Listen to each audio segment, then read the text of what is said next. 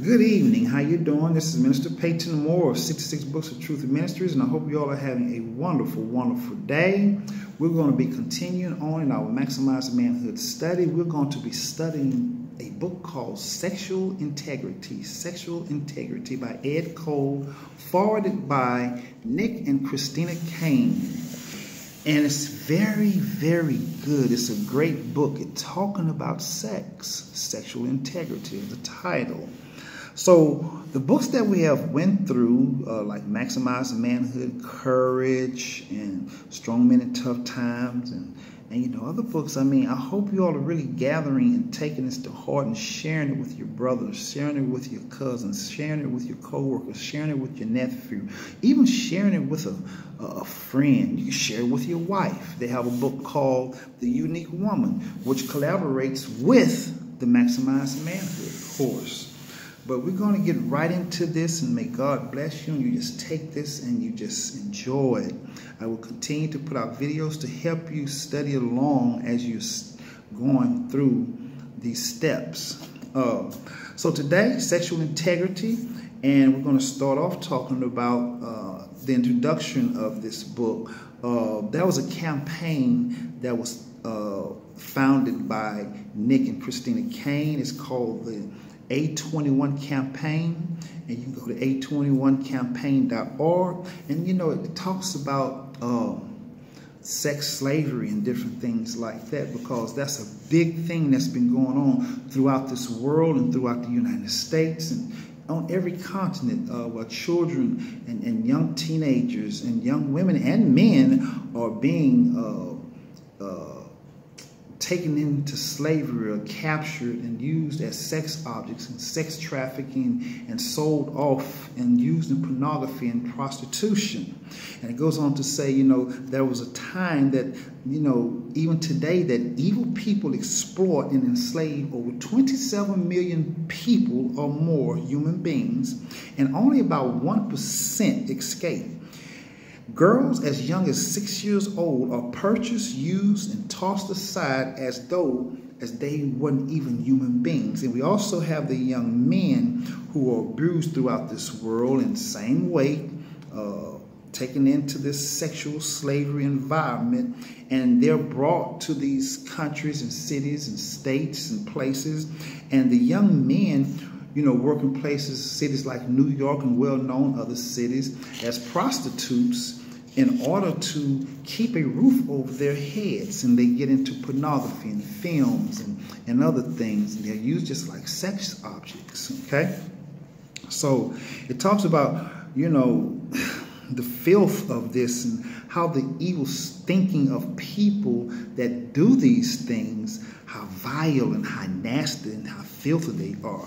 Because what you got to realize is that there's a lot of hurt, pain, and emotional pain and trauma that comes along with this through the people that are captured into this enslavement. And then you also have the young ladies. They may end up getting pregnant and having children, and they see their children snatched away from them, their babies, and they take these babies and they use them as some type of sex object, you know, and that's not cool. You have countries, places like Cambodia, which is well known for using young children from the ages of maybe 4 years old or 6 years old and up, and using them as sex objects, where you have these well-known people that go there just for that. So that let me know there are some sick people in this world. Okay, now that's kind of like, how ugly can that be, to say grown man or grown woman having sexual activities with a child?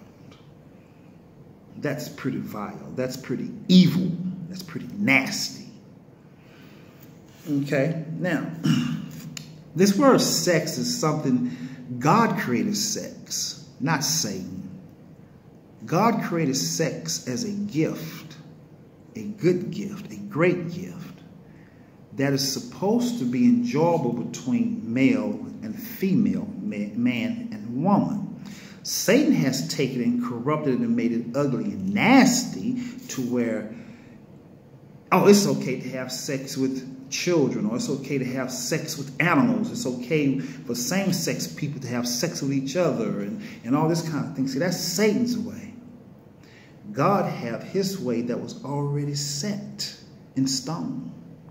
So you got to be careful about who you're talking to about sex. Number one, parents, it's your responsibility to talk to your children about sex, because by the age of 4, they're already exposed to some type of sexual, visual, or some type of video or music or the internet by someone else.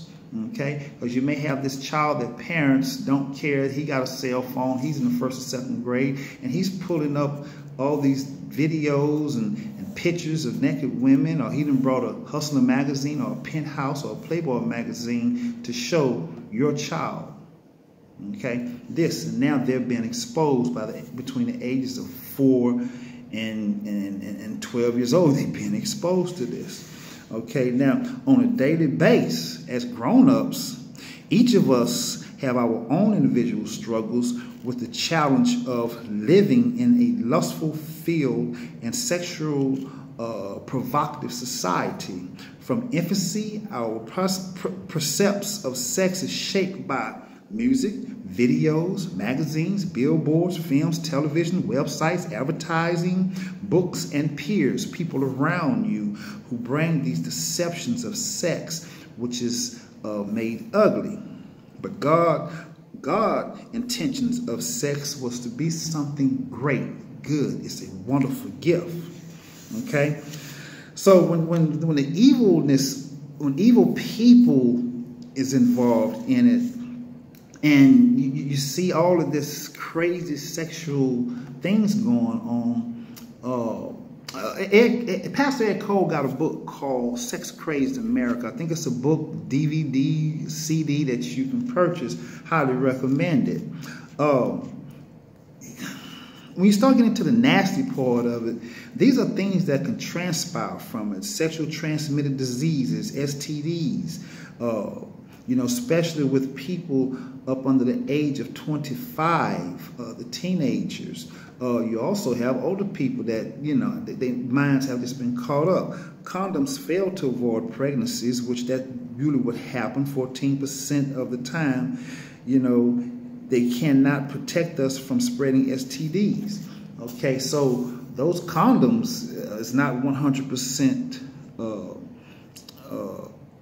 sure that you can't spread something or you can't contract something. So you have to be real careful there, because even sex education has been taken out of school. So, okay, so it's up to the parents like you to continue to teach your children about sex. And I'm talking about, you need to start pretty early, start talking about it, because they're already exposed to it. But I'm talking about in a good way, not in a bad way. As a teenager growing up, I'm gonna be transparent. You know, I was exposed to Playboy, the magazines and videos of pornography and all of that, and I've seen all of that, Penthouse magazines and things like that. And you know, as a teenager, 12, 13, 14, 15, 16, you know, boom, boom, boom. And my very first sincere sexual encounter was when I was about 19. To where I started having a relationship with a woman that was 11 years older than me. And that's where I really learned how to make a woman feel desirable from her teaching me certain things that a woman wants.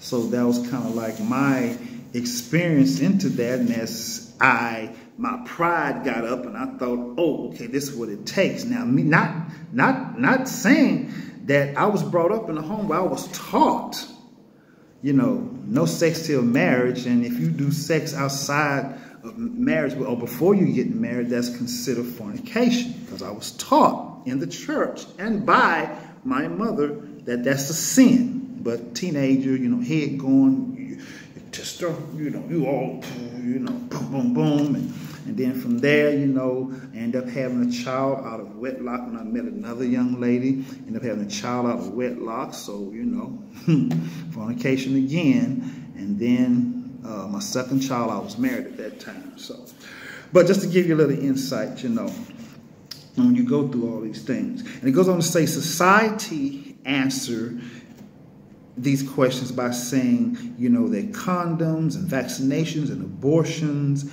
and litigations of forcing fathers to pay child support, that's what society says. It's cool, it's okay. You know, y'all can go ahead and do that. You know, but God's answer to all of these problems is and always has been to have one monogamous life partner, a wife or a husband.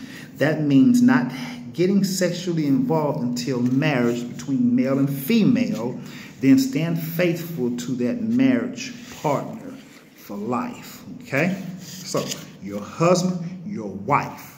Something about that word life partner, because I'm starting to hear things like Will Smith talking about, well, it's not about husband and wife, it's not about that, it's about, that's my life partner. It's marriage, okay? It's what it is, okay?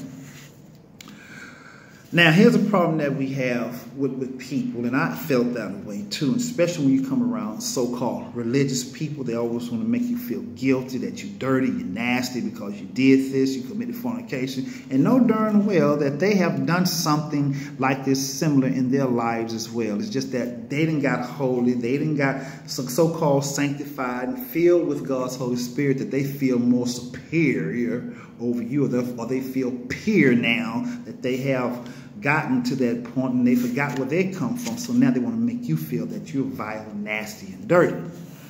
But many people do not respond because they still feel guilty about their own sexuality. They don't feel qualified when they know that they also in some way messed up. They don't feel pure enough, strong enough, powerful enough to reach out. A crazy voice inside their heads calls them hypocrites when they think of helping others. Okay, so I just got through saying, you know, we have been through some things, at least I know I have, and the best thing that you can do is go to Jesus Christ. Ask for forgiveness. If you can go to that person as an individual, ask them to forgive you. Because this is what Jesus came to do. Jesus came to set us free from the sins we have committed, those things that has been committed against us, okay? And from the effects of those sins. He came to deliver us from all of that, okay? So this is what Jesus come to do. It is never too late to change. It's never too late to go to Jesus Christ. It's never too late to go ask for forgiveness, because this is something that we must do in order to free ourselves from those sins. Okay, it goes on to say, you know, today sex is treated as an object of humor. It's just something that's funny. It's just something that you just do. And virginity is regarded by some as worthless and unwanted. Well, in the book of Song of Songs, it talks about sex. You don't hear too many churches speaking on sex. You don't hear too many pastors even teaching from that book. This is a book that really needs to be used in marriage counseling, and before marriage and after marriage. That's a book of the Bible that really needs to be expressed and taught on. Sex is special to God. It's a gift from Him, and virginity is a valuable treasure to both and for young men and women, young and old. There's no age limit. Spiritually, God can clean you up. He can forgive you for breaking your virginity. That goes for men and women. Never be afraid. Don't ever let nobody talk to you and tell you that you can't be forgiven for that. Yes, you can. But we must learn God's view of sex according to His Word and according to the Bible in order to really understand what God has given us by providing it. We have to understand why God created sex as He did if we are to enjoy His creation completely. It is a God's given gift. Because everything God created is good, including sex. But guess who ruined it? The spirit of Satan got inside of men and women's heads and tried to spoil the creation with their sinful nature, with his sinful nature, with her sinful nature, trying to make something that God created good. Man and woman try to turn it into something nasty with the help of the evil spirit that's within them. Okay? So we must remember that sex is good. Satan tries to make it nasty. It goes on to talk about in the day when children are having babies and young people are having sex at earlier ages, the holy, sacred understanding of sex must be taught and imprinted in the minds. We cannot leave it to a godless society to try to teach us or teach our children about this. It's up to us as parents and grandparents to sit down with your children and let them know that this is good. Save your virginity. It is valuable. It's valuable. Because when the Old Testament of the Bible was written, young people were held very accountable and treated just like adults during their preteen years. So, we shouldn't treat our teenagers like children. You should treat them like men and women and explain to them young people are capable of accepting the responsibility for their actions from a very early age. Even children recognize truth when they hear it. So don't let them fool you. Okay? They recognize it. Okay? The lessons that is learned in this book, let them sink into your heart. Let them sink into your mind. Let them sink into your soul. With prayer, ask God to make them very clear to you so you can remember them. When you finish reading this particular book, you should have the answer to your questions about the value of your virginity, whether you're male or female, the holiness of sex, and the covenant relationship of marriage. You're never too old. So I just want to give you that introduction, and I hope you all have enjoyed it. And on the next video, we will be getting into chapter 1 of sexual integrity. Thank you very much.